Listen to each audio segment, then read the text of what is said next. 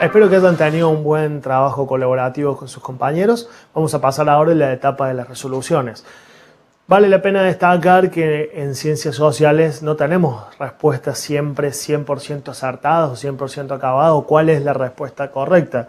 Más en este tipo de actividades en la cual la resolución es abierta, lo que se apela es que ustedes puedan, mediante el pensamiento crítico y reflexivo, mediante los elementos teóricos que le brindamos, poder formular y sostener cuáles son sus opiniones. Lo más importante es que puedan tener argumentos sólidos y concretos a la hora de defender sus posturas, más que si es extremadamente correcta la respuesta o no.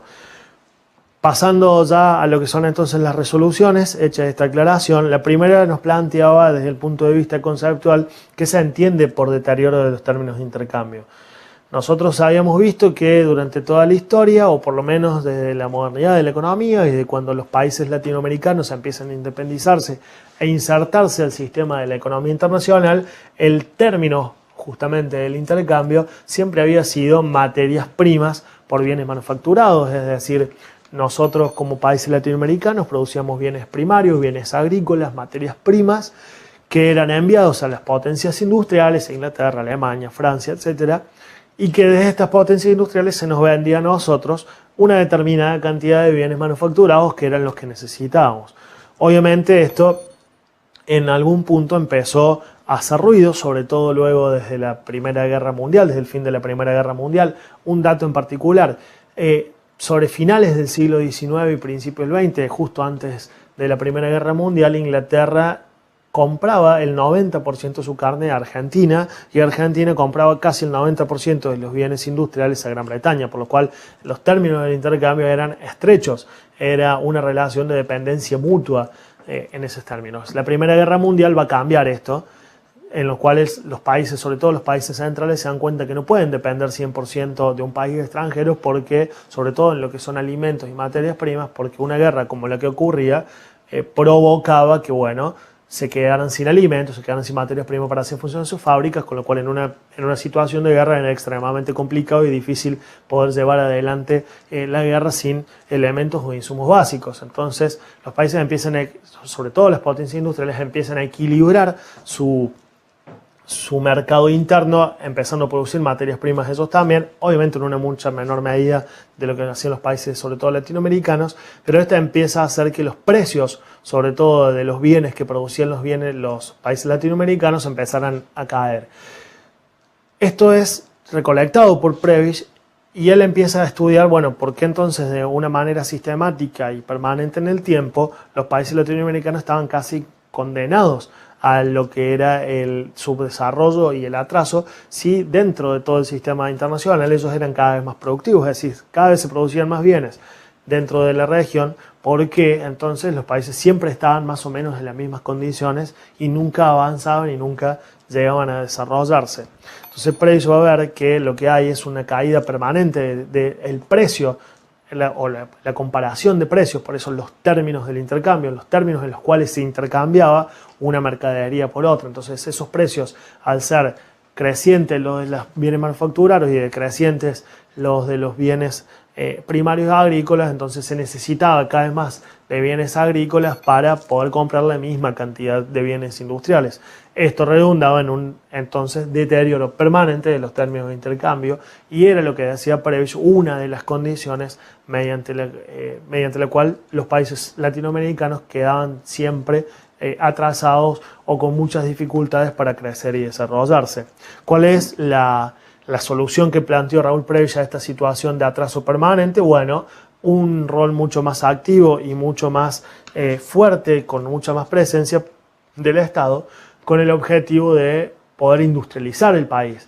El mecanismo era el simple y el de siempre, el de sustitución de importaciones, es decir, todos aquellos bienes que nosotros traíamos desde las potencias industriales, poder producirlos directamente aquí. No todos los bienes, sino esencialmente aquellos que se consumían en masa para poder equilibrar lo que era la balanza de pagos en ese momento. Entonces era, según Prebisch, el Estado quien debía impulsar políticas públicas que fomentaran la industrialización de nuestros países y que eran en definitiva los que iban a poder sacar a sus propios países del atraso permanente. porque, según Previs, el deterioro permanente de los términos de intercambio era una condición de la economía mundial y era el rol al cual se le habían asignado a nuestros países. Vamos entonces a la actividad número 2. Dentro de la actividad número 2 se plantea una situación hipotética, es decir, si supongamos que enfrentáramos a uno de los intelectuales de la teoría de la modernización frente a Raúl Previs, ¿cuál sería una de las críticas que de esta teoría se le podría hacer a este enfoque de Raúl Previs, a esta idea del deterioro permanente de los términos del intercambio? Es decir, ¿cuál eran las fallas que la teoría de la modernización veía y que en definitiva eran causa de una invalidez de los postulados de Previs? La segunda pregunta era ¿cuál es el rol de la cultura y el peso de lo tradicional en los modelos de desarrollo de América Latina? En la primera pregunta, es decir, ¿qué aporte o qué crítica le haría la teoría de la modernización a Raúl Previs? Muy simple y muy básica, podríamos decir que una de las críticas es la falta de conocimiento lineal sobre la economía mundial. Es muy fácil, podría decir un intelectual de la teoría de la modernización, si hoy vemos la foto de la economía mundial, claramente vamos a tener países desarrollados y países subdesarrollados, o en vías de desarrollo, que ese es el término que se utiliza hoy en día. Entonces, claramente, si uno ve la foto, va a poder decir, bueno, en determinado momento hay países desarrollados y hay países subdesarrollados. Las causas pueden ser que unos se aprovechan de otros, sin ver, diría uno de la teoría de la modernización, que los países que hoy son desarrollados, que hoy son industrializados, han pasado también por la etapa en la cual producían esencialmente bienes primarios y bienes agrícolas. Entonces, lo que vamos a ver, si nosotros vemos la película entera y no solo la foto, diría alguien de la teoría de la modernización, es que los estados tienen como una suerte de historia común, una suerte de recorrido común, y en el cual, pensando en términos del evolucionismo científico, del evolucionismo de Darwin, los países van a ir creciendo a lo largo del tiempo desde producir bienes primarios y bienes agrícolas y materias primas a bienes más industrializados. Pero eso se va dando por fases, por etapas y no de un día para otro. Se va dando de una manera mucho más natural y mucho más permanente y quizás imperceptible que lo que indicaba Raúl Previs, de decir, bueno, hoy tenemos un estado que acciona un interruptor eléctrico y dice, bueno, hoy estamos industrializados, mañana, hoy estamos desindustrializados, mañana pasamos a estar industrializados. Por lo tanto, la teoría de la modernización, esta sería la crítica que le haría. Ver solamente lo que fue la película o una foto, ver solo lo que fue la foto o una foto muy pequeña de toda la historia de la economía mundial y entender desde allí las problemáticas de cada uno de los países. Es decir, nosotros estamos viendo que todo el sistema está llevando a los países de la región a una determinada posición sin ver lo que cada uno de los países ha hecho y el camino que cada uno de los países ha recorrido. Y la segunda cuestión que llamaba a la reflexión es que las sociedades latinoamericanas suelen ser tradicionalistas y por ende también conservadoras. Ser conservador implica ser mucho más reacio a la hora de generar cambios. Entonces, las estructuras económicas de los países que estaban basados en agrícolas, en producción de materias primas, provocar una modificación en esta estructura es extremadamente complicado, o por lo menos a priori es extremadamente complicada, y eso también es una barrera para impedir la modificación de la economía en su total y pasar de ser subdesarrollados a industrializados, a desarrollados. Entonces, la cultura y lo tradicional y el peso de lo tradicional, aparte estamos hablando de unas clases dirigentes, de unas élites, porque si hay un fenómeno que trasciende a todas, o que es transversal a todas nuestras economías, es que quienes controlaban la economía controlaban también la política y eran todos de un mismo segmento de clase social, que eran aquellos grandes hacendados, grandes terratenientes y demás. Por lo tanto, cambiar la estructura económica implicaba también poner en peligro, en su perspectiva esto claramente, sus bienes y su posición dentro de la sociedad. Entonces, la posibilidad de un cambio se veía muy disminuida y muy obstaculizada por lo tradicional y por la cultura propia de la región latinoamericana. Finalmente, la resolución de la actividad 3, que nos pedía que reflexionáramos del papel del Estado en América Latina y el rol en los postulados de Previs, ya lo veníamos hablando.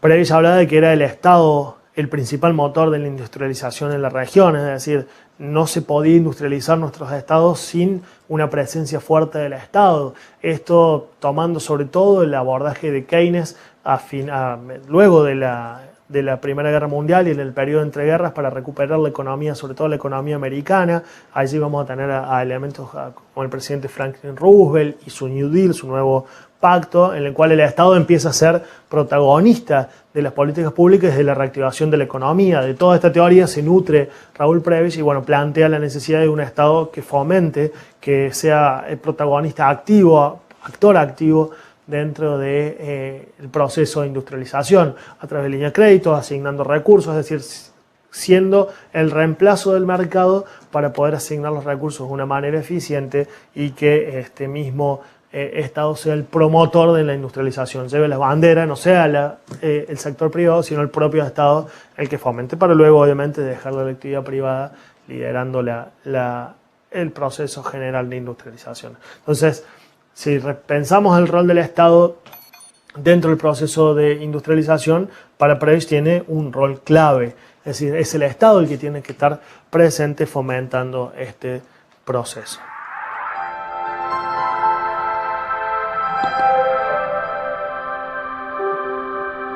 Vamos a pasar ahora entonces a lo que son las preguntas de múltiple opción para reforzar los conceptos aprendidos sobre la teoría de Raúl Prebisch, la estratificación global, la teoría de la dependencia y demás.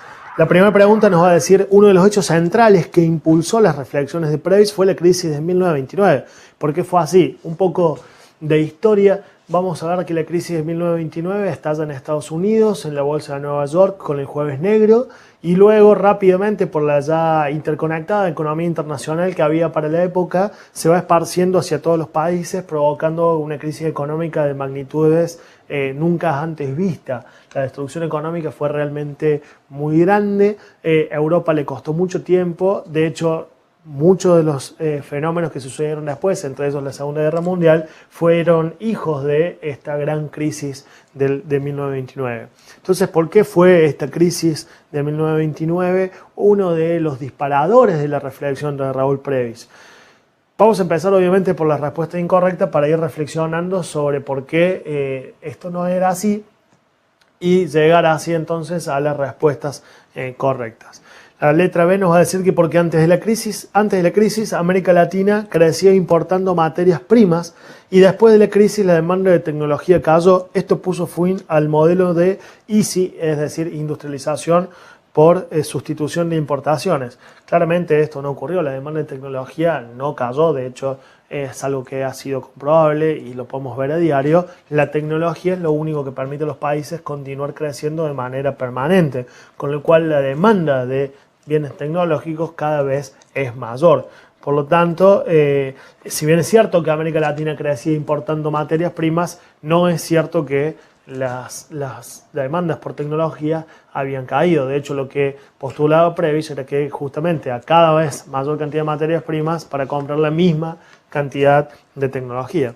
La letra C nos va a decir por su parte que fue un hecho central porque para Prebisch el modelo de desarrollo que debían seguir los países latinoamericanos era el que se construyó antes de 1929. Bueno, justamente lo contrario. De hecho, el sistema que se construyó antes de 1929 fue el origen del deterioro permanente de los términos de intercambio. Es decir, todo lo que se había hecho hasta ese momento era reasignar las posiciones y los juegos que podía cada país llevar a cabo en la economía internacional, y eso es en definitiva lo que condenaba a los países latinoamericanos a producir materias primas y bienes primarios, con lo cual fomentaban, impulsaban y potenciaban su condición de países en vías de desarrollo al no poder industrializarse, dado que los bienes industriales provenían de los países centrales. La letra D, por su parte, para Prebisch, América Latina había tenido como objetivo tener las crisis económicas de los países centrales. No, Raúl Prebisch no pensaba que una de las misiones de los países latinoamericanos era contener las crisis en los países centrales, sino cómo hacemos nosotros, cómo hacemos los países latinoamericanos para poder crecer y para poder desarrollarnos y que nuestras sociedades tengan cada vez una mejor calidad de vida, independientemente de lo que ocurriera en los países centrales. Es un poco lamentable el rol que le aplica o que le deja Prebisch a las potencias centrales al decir que, bueno, en realidad ellas fueron las que condenaron a nuestros países a su desarrollo Y ahora lo que había que hacer era cambiar ese modelo, pensando sobre todo en nosotros mismos y independientemente de lo que pasara en las economías centrales. Por ende, obviamente la D tampoco es correcta. Y finalmente la letra E, porque la crisis de 1929 implicó la aparición del sistema socialista. Esto es altamente falso. La revolución rusa que implementa ya el sistema socialista aparece en 1917 sin hablar de que mucho antes con los postulados de Karl Marx ya se estaba hablando de socialismo, por lo cual claramente la letra E es incorrecta también. La que nos va a quedar es la letra A, que obviamente es la correcta, pero porque nos va a decir que antes de la crisis América Latina crecía exportando materias primas. Esa era la primera parte de la letra B, que era correcta, y la segunda parte es que después de la crisis la demanda mundial de sus productos cayó, lo que hablábamos en una de las resoluciones, es decir, los países centrales empiezan a producir también sus materias primas y su alimento para no depender exclusivamente de un país periférico y que en el caso de guerra, al cortarse ese suministro, provocar una situación de vulnerabilidad. Entonces, a una mayor oferta de bienes primarios y de bienes agrícolas, obviamente su precio cayó. Y esto puso fin al modelo de exportación primaria o el modelo que es conocido en nuestro país como agroexportador. Es decir, podemos vivir de manera permanente nosotros exportando materias primas y trayendo materiales manufacturados o bienes manufacturados de los países centrales. Vamos entonces ahora con el ejercicio número 2. La pregunta nos va a decir que uno de los medios que proponía la teoría de la dependencia para romper la lógica del deterioro de los términos de intercambio ¿cuál era? Entonces, uno de los elementos claves o uno de los medios a través de los cuales romper con esta lógica del deterioro permanente. El deterioro permanente, nuevamente, implicaba esta caída constante de los precios y de los términos en los cuales se intercambiaba y que cada vez necesitábamos más bienes primarios para traer la misma cantidad de bienes manufacturados.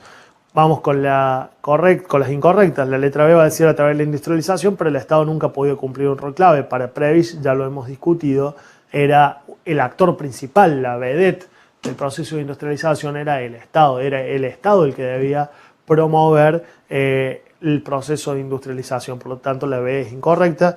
La C a través de la desindustrialización, ya ahí vemos claramente la respuesta incorrecta porque la clave era industrializarse. La letra D a través de la creación de una nueva cultura del trabajo. Prebisch no hablaba de culturas del trabajo.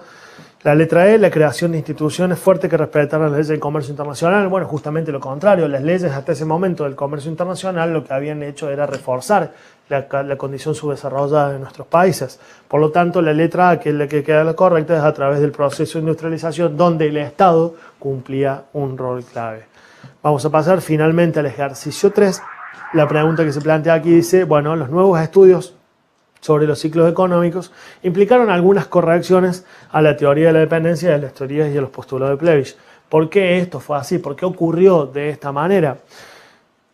Si recuerdan el video, hablaba de, tener nuevos datos y tener nuevos elementos mucho más fiables a la hora de poder estudiar los procesos y los ciclos económicos. Entonces vamos a ver que para la respuesta A, que es incorrecta, los nuevos debates disponibles permiten afirmar lo que Prebisch postuló para el periodo previo a 1929. Bueno, el video claramente nos mostraba que no, que justamente en ese periodo previo a la guerra era incorrecto.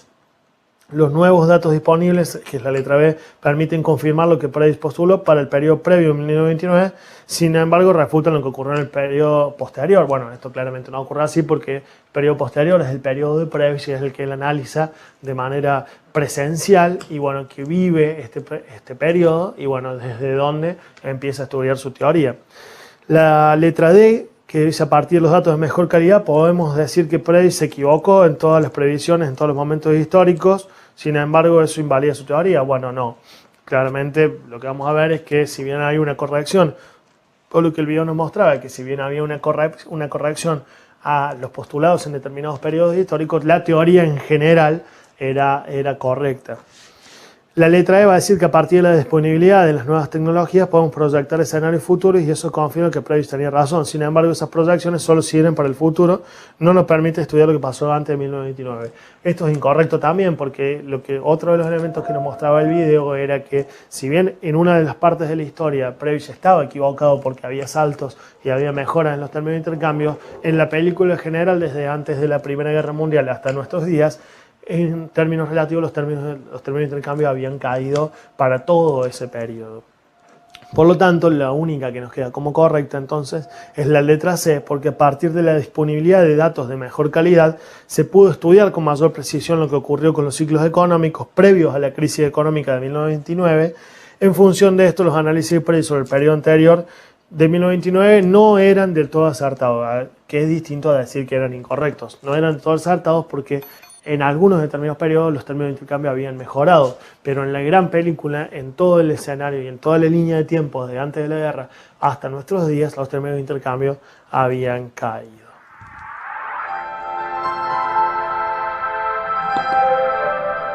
Hemos llegado al final ya de la teleclase, hemos pasado por los conceptos del módulo, hemos visto la situación problemática, hemos abordado la resolución y las preguntas con múltiple opción. Para cerrar ya y terminar de repasar todo lo aprendido hasta aquí, vamos a ver cuáles fueron los conceptos adquiridos y cuáles son los conceptos claves que deberían quedarnos luego de esta teleclase. El primero es el de estratificación social, que abarca todo lo que hemos estudiado hasta aquí en esta teleclase y que es básicamente cómo se categorizan grupos enteros de personas al interior de cada una de las sociedades, que es una categoría de estudio, es decir, que todas las sociedades tienen su sistema de estratificación social y que a su vez esta estratificación social no solo se da al interior de cada país, sino que dentro de lo que es la sociedad de los países, dentro de lo que es el mundo, esto también ocurre y hay una estratificación a nivel global. El segundo concepto es la clase social, que es una de las manifestaciones históricas de la estratificación social, es decir, una de las formas en las cuales se puede estratificar a las sociedades, es una de las más abiertas y es una de las que mayor movilidad permite y a su vez es la más difundida hoy en día. Y por último, la estratificación global, al cual hacíamos mención, que es cómo se categorizan a distintos grupos, pero ya de países y no de personas, pensando en cómo se proyecta la estratificación global dentro de el panorama mundial, la estratificación dentro de cada sociedad en el panorama mundial. Esto ha sido todo por hoy, ha terminado entonces hasta aquí el módulo 3, la teleclase del módulo 3 de esta materia de Sociología General. Espero que hayan aprendido mucho y que las reflexiones hayan servido. Muchas gracias y hasta pronto.